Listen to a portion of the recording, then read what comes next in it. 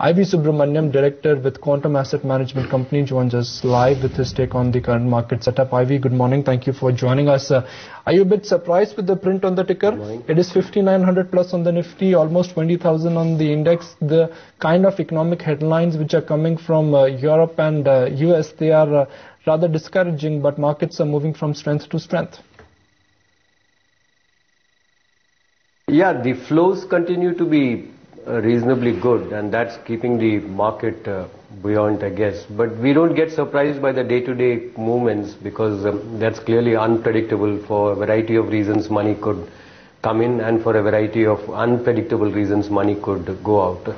We continue to focus on the fundamentals, and there, as I have been saying earlier in your program, the areas where we don't really see any value right now is the consumer staples and the pharmaceutical space.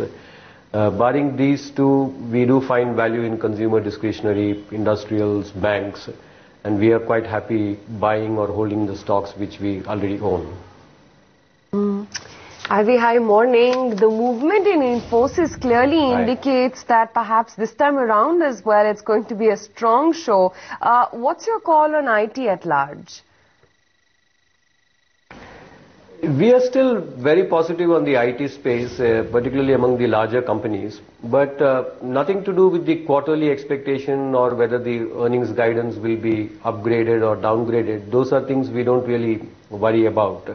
The long-term trends still look to be quite good for all the IT companies and particularly the larger ones. So we continue to be positive and we still hold the large IT companies in our portfolios. Ivy, what is your take on two-wheelers? Markets are pricing in a optimistic scenario for two-wheelers because of good monsoon and increased rural spending. Are you with the market consensus that two-wheelers have some more headroom left in the medium term? Yeah, we think there is still a good amount of headroom left in the two-wheeler space. But I really don't look at the next quarterly number or, whether the seasonal sales for the next few months will be good. The long-term trend still appears to be very good for the larger two-wheeler companies, and the valuations are also really not very expensive. And the large two-wheeler companies also generate good amount of cash, and some of them would also benefit from a very strong export business given the weak rupee. So we are positive on the two-wheeler space and continue to own them in the portfolios. Why are you bullish on banks? Because banks is a clear proxy to any economy, and Indian economy is not growing. In fact, it is contracting. Earnings are not growing. Earnings are also, correcting or contracting. It depends on what number you are looking at. The economy is still growing at 5%. It may not grow at around 6 or 7 or 8%, which we all assumed it would continue to grow. But this 5% also is not going to be a permanent number. We are bullish on the Indian economy over the longer term. Near-term numbers could look muted at 5%, but longer term we think India can clearly grow at around 6.5% on a sustainable level.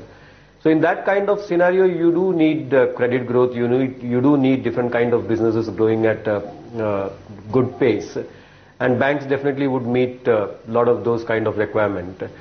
Specific banks will have some asset quality issues, and those banks we would definitely like to avoid. But a well-managed bank with a decent credit growth and a good asset quality, if the valuations look cheap, we are quite happy buying into those kind of banks. Avi, do you like anything out of the metal space, or would you disregard the move that we've seen of late as just a dead cat technical bounce? We like it, but we also recognize that the catalyst for many of these metal companies may be quite far away.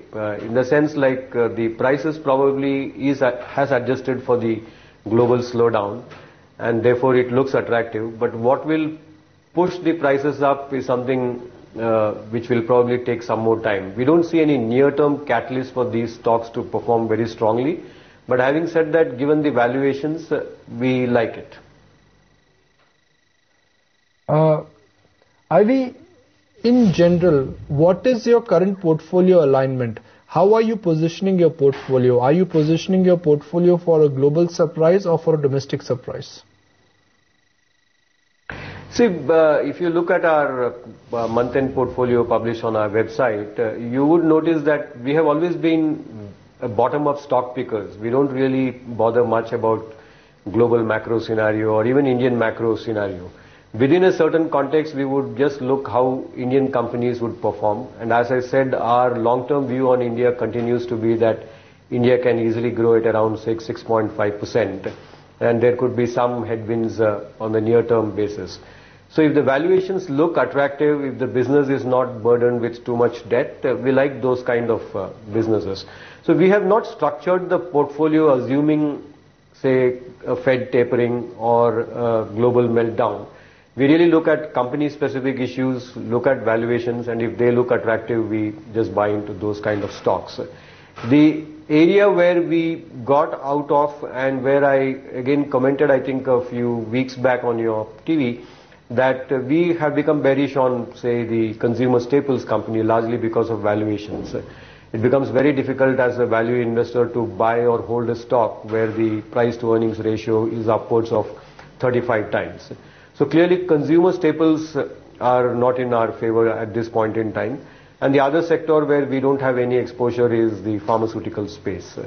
Barring these two, we are quite happy holding on to the rest of them. But HDFC Bank is one of your key holdings. I'm just looking at a declared portfolio which is available on your website. And one would argue that there is no value argument for HDFC Bank. It is one of the most expensive bank in Asia. Yeah, I don't know which month portfolio if you are looking at, but clearly from what I remember, the exposure to HDFC Bank would be absolutely minimal. But you have a presence in HDFC Bank is what I'm saying. Yeah, it would be a very, very small proportion. Okay. What is your take on PSU banks? Do you think the NPA concerns are slightly overdone? Do you think markets are pretty much pricing in all the bad news and this is an opportunity to put money to PSU banks? Yeah, that's what we think, and particularly if you look at the month of August when most of these banks declined very sharply, I think that was a good time to add a little to these kind of banks. Some of them have run up quite sharply in the last month. And yes, it does look like the market is factoring in the worst. We do expect some issues on their portfolio, on their asset quality, particularly banks which have lent to the infrastructure space. But once you account for them, I do think that there is some value in many of these banks, and we own a couple of them in our portfolio. What's your call on the entire auto space after seeing the monthly sales data trend? We like the two-wheeler space and also the passenger car space where we are still not able to buy into any of the commercial vehicle companies because the valuations haven't really corrected to the extent at which we would like to buy into these companies. But we are quite positive both on the two-wheeler space and the passenger car companies. The monthly numbers, of course, the last month was good for some of the two-wheeler companies, and most likely, given the monsoons, it's likely to be good is what I heard from some of the dealers I spoke to. But we are really looking at the long-term trends, and the long-term trends still continue to be very positive. We still have very poor public transportation systems in many cities, and you require a private vehicle to move from point A to point B, and two-wheelers and four-wheelers meet those requirements. So as long as a company has enough products at various price points and a good distribution strategy, if the valuations look attractive, we have no problem buying into them, even if the near-term numbers look weak. You just mentioned that as a house, you're out of pharma. Now, top pharma companies are still growing, the likes of Dr. Reddy, Lupin, Sun. Any specific reason why you've decided to give pharma stocks a skip? No, not a skip in the sense that we consciously avoided. It's just a matter of valuations. I do know that all these companies are growing, but the fact is, what is the kind of PE you will give to that growth? That's an issue we have. So right now we think it's expensive, and therefore we have not bought into any of these stocks. Right, Ivy. Really appreciate your time and thank you for joining us.